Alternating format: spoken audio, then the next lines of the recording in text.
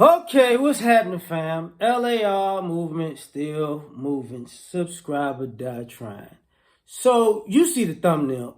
So we're gonna blame men about this. So, Suki Hana got a video. It wound up being on an adult site because it was so graphic and vulgar.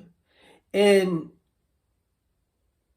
I just and take that with the award show where you got predominantly women and gay guys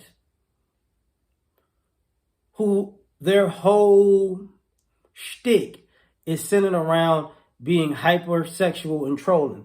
So it takes away from if these people actually have talent. You know, their talent, if they are talented, you don't see it. Because what you see is, I'm just being over the top. And the issue is, are you going to blame men for this too?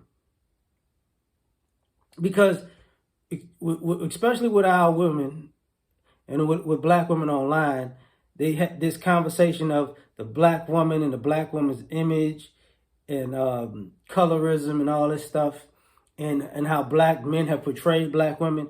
Well, when black women are at the helm of their own image, because this is the type of stuff you get. This is the type of stuff you get. And the funny part about it is, if it's a black woman artist with a black woman executive with a black woman film crew, there you go. This is what you get. Now, you'll interject the man or two in the video to be the pseudo villain, or you make the song to make this guy the pseudo villain, but the totality of the presentation, that's all. That's 90% female. And what was interesting about it to me is, like I was talking to my lady about this, is that men don't consume women's entertainment, and it's not that we don't. It's not a misogynistic thing. It's a talent thing, because it got to a point. It's gotten to a point where you're not as well-rounded as you think. Guys don't want to hear the same thing over and over again. And like, we as black men consume less of black male entertainment because of the talent less population. Like, I can't hear all of this music. I can't watch all of these shows because it's just not good. You know what I mean? Because I remember back in the day, guys didn't have a problem listening to Anita Baker, still one of my favorite artists. You know, guys didn't have a problem with Whitney Houston. You know, Mariah Carey, her talent was, Missy Elliott, talent stood out. Lauryn Hill, talent stood out. You know, the girl groups like SWV, Escapes, the talent stood out. We liked the songs. You know what I mean? We thought they were great songs, whether they wrote them or they didn't. The older artists, you know, we grew up with the Shaka Khan, Minnie Riperton. We grew up with all that.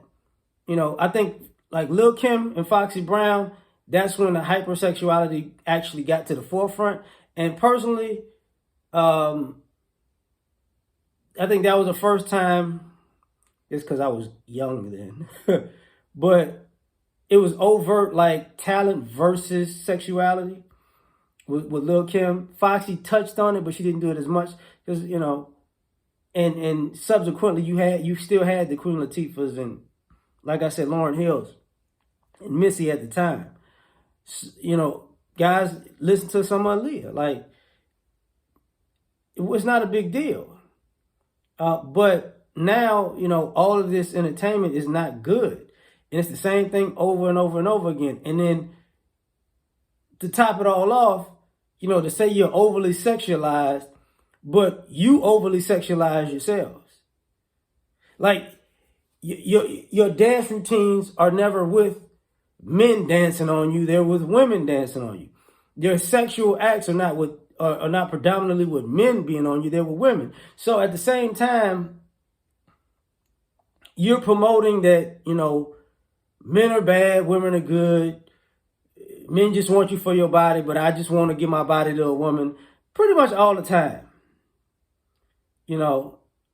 Men give me heartbreak, but these women give me love. This is pretty much, Brewster's place of entertainment. And the ladies of Brewster's place.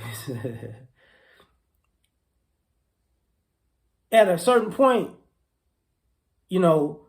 because of this presentation, it kind of makes me, I'm cool with it, because it's like, I'm glad y'all are seeing this and that women are putting this out, because ultimately you're going to see, hey man, guys didn't do this to us. Did guys have us in sexually suggestive positions? Absolutely. But they actually were more tasteful about it than you ladies are. You ladies just are tasteless and classless about y'all's, and it's just devolved into that. But when I saw this video, I was like, oh wow. Oh, and I gotta say this before I go. And it's increased, no matter how you slice it and which genre of music, that this softcore and hardcore prostitution is a message that women have been pushing to women.